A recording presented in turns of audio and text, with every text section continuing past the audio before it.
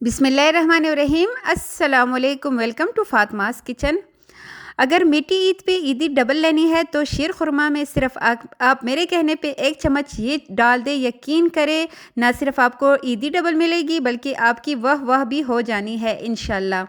ना इसमें हम क्रीम शामिल करेंगे और ना ही हम इसमें कंडेंस मिल्क शामिल करेंगे, लेकिन ये क्रीमी सवैया आपको बहुत पसंद आएगी और आपकी वाह करवाएगी ईद पे। जब आप इसको एक बार बनाएंगी तो इंशाल्लाह बार बार बनाना पसंद करेंगी। बहुत ही आसान और मज़ेदार रेसिपी है, झटपट बनने वाली। ईद के अलावा आप किसी भी दावत के लिए भी इसको रख सकते हैं, मेन्यू में इसको शामिल कर सकते हैं। बहुत ही ज़बरदस्त रेसिपी। तो चलिए जी बनाना स्टार्ट करते हैं। लेकिन बनाने से पहले आपसे एक छोटी सी रिक्वेस्ट है कि चैनल पे नए हो तो लाजमी चैनल को सब्सक्राइब कीजिएगा, क्योंकि वीडियो देखने में आप इतने मगन हो जाते हैं कि वीडियो को सब्सक्राइब करना भूल जाते हैं। लाइक एंड शेयर भी कीजिएगा अगर अच्छी लगे तो चलिए जी बनाते हैं ये ज़बरदस्त सा शीर खुरमा। तो यहाँ पे शीर खुरमे के लिए सबसे पहले हमने ड्राई फ्रूट्स को करना है रोस्ट। आप मेरे कहने पे रोस्ट करके डालें ड्राई फ्रूट्स, आपके पास जो भी अवेलेबल हो। यहाँ पे मैंने 2 टेबल स्पून घी लिया है। आप चाहे तो देसी घी ले सकते हैं, लेकिन ऑयल का यहाँ पे इस्तेमाल नहीं करेंगे। उसके बाद आपके पास जो भी ड्राई फ्रूट्स अवेलेबल हो आप इसमें डाल दीजिए, उसके छोटे छोटे से पीसेस करके। यहाँ पे मैं अपने जो भी मेरे पास मुयस्सर थे ड्राई फ्रूट्स वो सारे मैंने इसमें शामिल कर दिए हैं। और अब हमने इसको थोड़ी देर के लिए ही रोस्ट करना है। ज़्यादा रोस्ट करेंगे तो इनका कलर भी चेंज हो जाएगा और जायका भी चेंज हो जाएगा। तो इसलिए बस सिर्फ और सिर्फ 1 मिनट के लिए ही हमने इसको रोस्ट करना है। जब आपको लगे कि जो किशमिश हमने इसमें इसके साथ डाले हैं वो फूलने लगे हैं तो आपने डायरेक्ट जो है चूल्हा बंद कर देना है और इस पॉइंट पे इसको निकाल के साइड पे रख देंगे। पैन से डायरेक्ट हमने निकालना है, क्योंकि पैन में ये और ज़्यादा रोस्ट हो जाएंगे। ये देखिए जी 1 मिनट मैंने इसको रोस्ट कर दिया। अब जल्दी से इसको निकाल लेते हैं और इसमें जितना ऑयल घी रह चुका है उसको आपने पैन में ही रहने देना है। और उसमें मैं शामिल करूंगी 1 टेबल स्पून मक्खन। आप चाहे तो यहाँ पे देसी घी भी डाल सकते हैं, सिंपल घी भी डाल सकते हैं। और अब यह इसी पे मैं इसमें शामिल करूंगी 1.5 कप बारीक वाली सवैया। अच्छा, ये किसी भी ब्रांड की सवैया नहीं है, कुले आम अब हर जगह पे ये मिलने वाली सवैया है। बस आपने इसके साथ ही प्रोसेस करना है कि इसकी हर एक साइड को आपने कलर देना है, इसको रोस्ट करना है। तो इसमें मुसलसल आपने चम्मच चलाते हुए इसकी साइड्स को चेंज करते रहना है, ताकि जो सवैया है उसका कलर बहुत ही अच्छा है और ये अच्छे से रोस्ट। थोड़ा सा भी फ्लेम को हाई रखेंगे तो जो सवैया है वो जलेंगी, तो इसलिए लो फ्लेम पे ही हमने इसको अच्छी तरह रोस्ट करना है।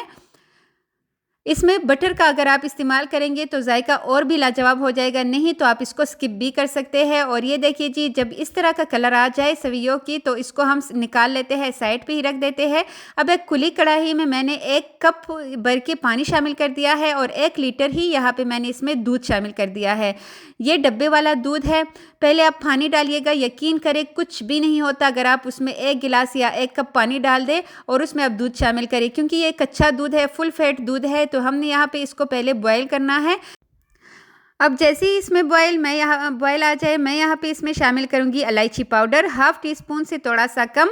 अगर आपके पास ना हो तो आप इसमें साबुत इलायची डाल दीजिएगा 5 से 6 अदद। और जब ये कुक हो जाए सवैया तो आपने उसको निकाल लेनी है, क्योंकि पकाने के बाद जब मुंह में आती है तो जायका अच्छा नहीं लगता।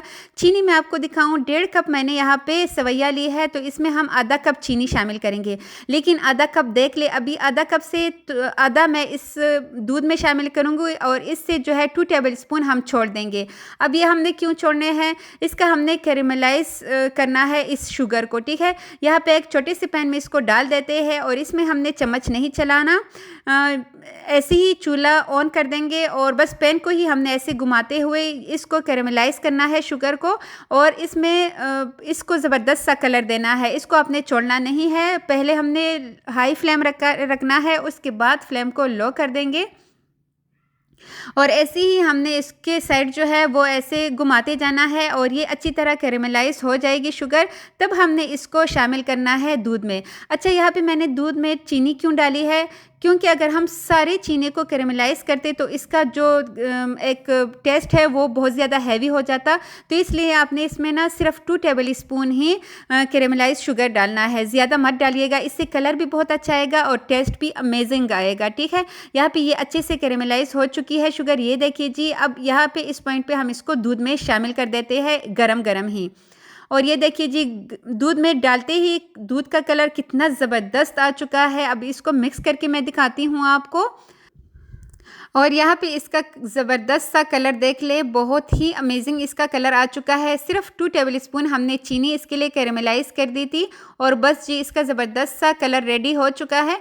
अब हम क्या करेंगे, जो हमने ड्राई फ्रूट्स को किया था रोस्ट, वो हम इसमें डालेंगे, लेकिन इससे मैंने थोड़े से बचा के रखे हैं गार्निशिंग के लिए। और बाकी मैंने दूध में शामिल कर दिए। जो सवैया हमने रोस्ट करके रखी हुई थी वो सारी हमने इसमें डाल देनी है। तो यहाँ पे मैं आपके साथ 1 लीटर दूध के सवैयों की रेसिपी शेयर कर रही हूँ। तो आपने सारी क्वांटिटी इतनी ही डालनी है। हाँ, अगर आपको लगे कि ये बहुत ज़्यादा गाढ़ा हो चुका है, आपसे दूध ज़्यादा खुश्क हो चुका है, तो आप इसमें थोड़ा सा मज़ीद फिर बाद में दूध डाल सकते हैं। और इसको इतना ही थिक रखिएगा जितना अभी मैं आपको दिखाऊँगी, क्योंकि ठंडा होने के बाद ये मज़ीद जो है गाढ़ा हो जाता है। यहाँ पे अब हमने इसको कुक होने के लिए छोड़ देना है सिर्फ़ और सिर्फ 3 से 4 मिनट के लिए। और 3 से 4 मिनट में जो है ये अच्छे से कुक हो जाएंगी सवैया, और बहुत ही ज़बरदस्त इसका जो टेक्सचर है वो अच्छी तरह रेडी होगा। ये देखिए जी, जैसे जैसे ये कुक हो रही है इसका कलर जो है वो मज़ीद चेंज होता जा रहा है। लेकिन लास्ट में मैं यहाँ पे एक और चीज़ का डालूँगी जो आपको आपके शीरखुरमे को 4 चाँद लगाएगा। अगर आप इसको एक बार इसमें डालेंगे ना तो बस इंशाल्लाह आपको बहुत पसंद आएगी। तो ये देखिए जी, इतनी ही इसकी थिकनेस चाहिए। लास्ट में जब हम चूल्हा बंद करने लगे तो यहाँ पे मैं रोज़ वाटर यानी कि अर्की गुलाब इसमें 1 टीस्पून शामिल करूँगी। आपके पास हो लाज़मी डालिएगा, बहुत ही ज़बरदस्त इसका फ्लेवर आएगा, यकीन करें इंशाल्लाह। अब यहाँ पे आपको मैं इसकी कंसिस्टेंसी दिखाती हूँ। इतनी ही थिकनेस हमें चाहिए होगी, इससे ना बहुत ज़्यादा हमें इसको थिक रखना है ना थिन रखना है, बस इतना ही। और क्योंकि जब ये ठंडा होगा तो ये मज़ीद गाढ़ा हो जाएगा। और अब जल्दी से इसको डिश आउट कर लेते हैं। डिश आउट करना भी आप स्किप मत करें, क्योंकि असल खूबसूरती जब हम इसको डेकोरेट करते हैं तभी आती है। तो आपने इसको किस तरह डेकोरेट करना है वो भी अभी मैं आपको दिखाती हूँ। हमने इसको सर्विंग बाउल में ट्रांसफ़र कर दिया है। यहाँ पे अब जो नट्स मैंने साइड पे रखे थे तो उसको मैंने बिल्कुल छोटा छोटा सा कर दिया है। और अब हमने इसकी गार्निशिंग करनी है। साइड्स पे मैं वही ड्राई फ्रूट्स डाल दूँगी जो हमने रोस्ट करके रखे हुए थे। दरमियान में मैं चांदी का अर्क लगा रही हूँ, आपके पास हो तो लाजमी लगाइएगा। और यहाँ पे मैं रोज़ पेटल्स लगा रही हूँ क्योंकि इससे खूबसूरती बहुत ही ज़बरदस्त आती है। अंदर भी हमने रोज़ वाटर शामिल कर दिया था और ऊपर भी हम गार्निशिंग करेंगे रोज़ पेटल्स से ही। अब आपके पास जो भी ड्राई फ्रूट्स अवेलेबल हो उसका एक एक पीस आपने उठा के यहाँ पे इस तरह सजाना है इसको।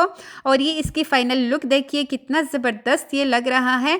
और जब हम इसको गरम गरम खाएंगे तो यकीन करिए बहुत ही लाजवाब इसका जायका होगा। अच्छा, आपने कमेंट सेक्शन में मुझे लाजमी बताना है कि आप शीरखुरमा गरम गरम खाना पसंद करते हैं या फिर इसको ठंडा खाना पसंद करते हैं। वैसे हमारे घर में इसको गरम गरम ही खाया जाता है, गरम गरम ये बहुत ही मज़े का लगता है।